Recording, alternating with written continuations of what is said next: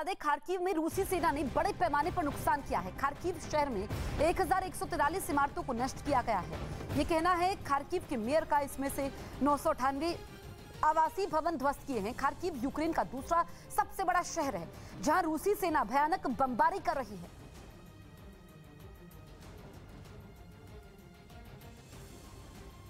Ukraine ने रूस के कुछ सैनिकों को बंधक बनाने का वीडियो जारी किया। रूसी सैनिक जहां यूक्रेन में तबाही मचा रहे हैं तो ज़ेलेंस्की के जवान भी उनको उसी तरह जवाब दे रहे हैं। और इसी कड़ी में उन्होंने रूस के कुछ जवानों को बंधक बनाने का दावा किया, जिसका एक वीडियो भी यूक्रेन की तरफ से जारी किया गया। इस वीडियो में 2 रूसी सैनिक जमीन पर मुंह के बल लेटे नजर आए। पास में जमीन पर उन सैनिकों की बुलेट प्रूफ जैकेट भी पड़ी दिखाई दी। यूक्रेन की फौज ने रूसी सेना के हथियार भी जब्त कर लिए। इससे पहले भी यूक्रेन रूस के कई सैनिकों को बंधक बनाने का वीडियो जारी कर चुका है। इस वक्त की बड़ी खबर आपको बता दें, पश्चिमी देश लगातार यूक्रेन को सैन्य मदद पहुंचा रहे हैं।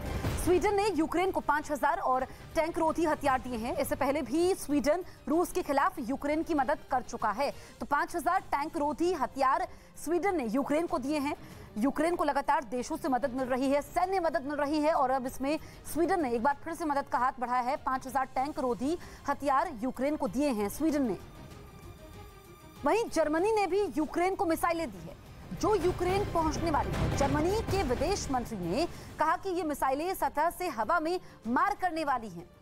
तो जर्मनी ने यूक्रेन को मिसाइलें दी है, एक तरफ स्वीडन ने हथियार दिए हैं, दूसरी तरफ सतह से हवा में मार करने वाली मिसाइलें जर्मनी ने यूक्रेन को दी है। यही वजह है कि यूक्रेन लगातार रूस का सामना कर रहा है। रूस की सेना जो दुनिया में सबसे ताकतवर मानी जाती है, उसके आगे टिका हुआ है 29वें दिन तक। रूस और यूक्रेन में जारी युद्ध के बीच बड़ी संख्या में लोगों का पलायन भी जारी है। रूसी बमबारी से डरे सहमे लोग अपने मुल्क को छोड़कर जा रहे हैं, जिसकी ताजा तस्वीर मारियोपोल से भी सामने आई, जहां रूसी हमले से परेशान होकर सैकड़ों की तादाद में लोग देश छोड़ने के लिए रेलवे स्टेशन पर जमा हुए। पलायन कर रहे इन लोगों के साथ छोटे बच्चे भी दिखाई दिए। मारियोपोल में रूस ने बमबारी कर भारी तबाही मचाई, जहां हर तरफ बस बर्बादी का मंजर नजर आया। रूसी हमलों से लोगों के आशियाने तबाह हो गए, जिसकी वजह से वहां से पलायन बदस्तूर जारी है। एक आंकड़े के मुताबिक मारियोपोल से अब तक 20,000 से ज्यादा लोग अपना देश छोड़कर दूसरे देश में शरण ले चुके हैं, जबकि यूक्रेन से 35 लाख से ज्यादा लोग देश छोड़ चुके हैं। जंग के 28वें दिन यूक्रेन सरकार ने लुहांस्क में आम लोगों को निकालने के लिए सीज फायर पर सहमति बनने का दावा किया। इससे पहले वहां के कई इलाकों में रूसी सेना ने जबरदस्त बमबारी की। इसका एक वीडियो भी सामने आया, जिसमें वहां एक जोरदार धमाका होता दिखाई दिया। धमाका ऐसा कि उसकी वजह से उठा धुएं का गुबार बादल की तरह आसमान तक पहुंच गया। इस धमाके के बीच वहां ताबड़तोड़ फायरिंग की आवाजें भी सुनाई दी। बताया गया कि इस बम धमाके में यूक्रेन की सेना का हथियारों का एक बड़ा डिपो तबाह हो गया। हालांकि रूस की बमबारी के बीच यूक्रेन के अलग अलग शहरों में फंसे लोगों को उस वक्त बड़ी राहत मिली जब यूक्रेन सरकार ने कीव, लुहांस्क, डोनेस्क और ज़ापोरिज़िया में रूस के साथ सीज फायर पर सहमति बनने की जानकारी दी, जिसके लागू होने के दौरान रूस की फौज वहां हमले नहीं करेगी, ताकि जंग की वजह से इन शहरों में फंसे लाखों लोग आसानी से निकल सकें। और लोगों को निकालने के लिए इन शहरों में 9 खास कॉरिडोर बनाए गए। मतलब यह कि इन तय रूट के जरिए ही ये सभी लोग शहर छोड़ पाएंगे। इस वक्त की बड़ी खबर आपको बता दें, नेटो प्रमुख ने चीन पर बड़ा आरोप लगाया है। कहा कि चीन खुले तौर पर झूठ बोल रहा है। चीन रूस को राजनीतिक तौर पर समर्थन दे रहा है।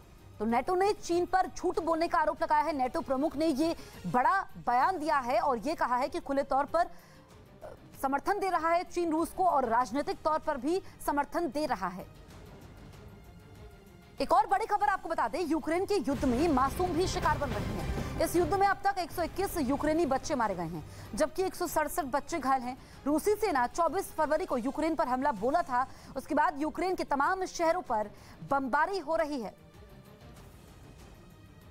तो यूक्रेन युद्ध में 121 बच्चे इस वक्त मारे जा चुके हैं, 167 यूक्रेनी बच्चे घायल हुए हैं। ये यूक्रेन की सरकार ने दावा किया है। मासूम भी इसमें क्षतिग्रस्त हो रहे हैं। 121 बच्चे अभी तक, जब से युद्ध की शुरुआत हुई है, मारे जा चुके हैं। यूक्रेन की राजधानी कीव पर कब्जे की जंग लगातार तेज हो रही है। जंग के 28 दिन बीतने के बाद भी कीव पर रूस का कब्जा नहीं हो पाया है। कीव में रूस की सेना के लिए हजारों चेचन लड़ाकों की तैनाती की खबरें आई थी, लेकिन अब पता चला है कि चेचन लड़ाकों की एक ब्रिगेड यूक्रेन के लिए भी लड़ रही है। इसलिए कीव के करीब रूस के समर्थक चेचन लड़ाकों को चेचन लड़ाके ही मुंह तोड़ जवाब दे रहे हैं। और इस बार कीव के पास ऐसे ही लड़ाकों की जंग का एक वीडियो सामने आया। दावा किया जा रहा है कि यह लड़ाई चेचन लड़ाकों की ही दो अलग अलग ब्रिगेड के बीच हुई। जब रूस के समर्थन में हजारों चेचन लड़ाके यूक्रेन पहुंचे थे, तभी से यूक्रेन समर्थक ब्रिगेड के भी वहां मौजूद होने की खबर है। दोनों तरफ जांबाज चेचन लड़ाकों की जंग इस बार आमने सामने की हुई। लगातार गोलीबारी की दिल दहला देने वाली आवाजें आती रहीं। तभी एक लड़ाका कंधे पर रॉकेट लॉन्चर लेकर आगे बढ़ा।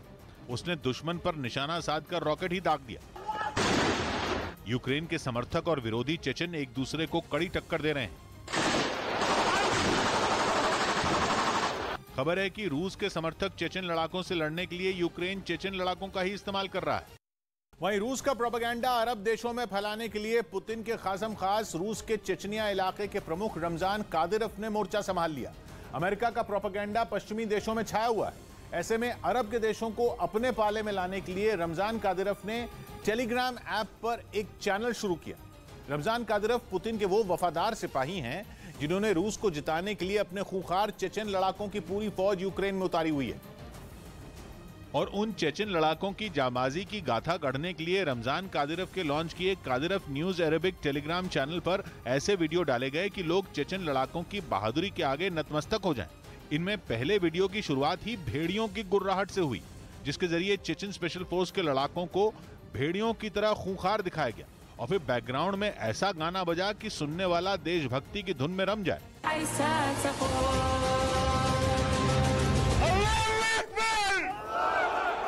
वहीं दूसरे वीडियो में चेचनिया की स्पेशल फोर्सेस पुलिस रेजिमेंट हाल ही में दुबई में हुए यूएई स्वैट चैलेंज में खतरनाक स्टंट करके अपना लोहा मनवाती नजर आई। यूएई स्वैट चैलेंज स्पेशल फोर्स फाइटरों की अंतर्राष्ट्रीय प्रतियोगिता है, जिसमें कभी चेचनिया के लड़ाके निशाना लगाते दिखे तो कभी इमारत से कूदते नजर आए। बताया गया कि चेचन लड़ाकों का महिमा मंडन करके रमजान कादिरोव यूएई, सऊदी अरब और मिस्र जैसे अरब देशों में पुतिन का प्रोपेगेंडा चलाकर अमेरिका के प्रोपेगेंडा को टक्कर देना चाहते हैं, क्योंकि ये वो देश हैं जो अमेरिका के खेमे में रहे हैं। उधर मारियोपोल में यूक्रेन की फौज पर चेचन लड़ाकों ने हमला किया। इसके बाद जेलेंस्की की सेना और इन चेचन लड़ाकों के बीच काफी गोलाबारी हुई, जिसकी वजह से वो इलाका गोलियों की आवाज से गूंज उठा। ये वीडियो यूक्रेन की सेना ने जारी किया, जिसमें ये लड़ाके पेड़ की आड़ लेकर यूक्रेन के जवानों को निशाना बनाते दिखे। पहला फायर चेचन लड़ाकों की तरफ से किया गया। इसके बाद दोनों तरफ से अंधाधुंध गोलियां बरसाई गईं। हमला करने के बाद ये लड़ाके वहीं पास में बने एक टूटे फूटे मकान में छिप गए, लेकिन मकान के अंदर भी उन्होंने अपने दुश्मनों पर हमला जारी रखा। मारियोपोल में तेज हुए इन्हीं हमलों से राष्ट्रपति जेलेंस्की भी काफी नाराज दिखे। और उनकी नाराजगी की एक वजह रही ये सैटेलाइट तस्वीरें, जिनमें पुतिन की सेना के हमलों के बाद मारियोपोल में भीषण तबाही का मंजर दिखा। वहां हुई गोलाबारी से कई जलती हुई इमारतों से धुआं उठता नजर आया, जबकि हमलों के डर से शहर की सड़कों पर सन्नाटा पसरा रहा। इतना ही नहीं, इन तस्वीरों में वहां के कई खेत बाढ़ के पानी से घिरे दिखे। मारियोपोल में रूसी सेना के तांडव से यूक्रेन के राष्ट्रपति का गुस्सा और भड़क गया। повній блокаді, без їжі, без води, без ліків, під постійними обстрілами.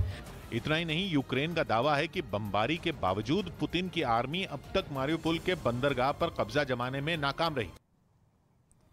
अमेरिकी सरकार ने रूसी सेना पर युद्ध अपराध करने का आरोप लगाया है। ये इस वक्त की बड़ी खबर है। ये आरोप अमेरिकी सरकार के जरिए आधिकारिक तौर पर लगाए गए हैं और यूक्रेन में युद्ध अपराध करने का आरोप लगाया है।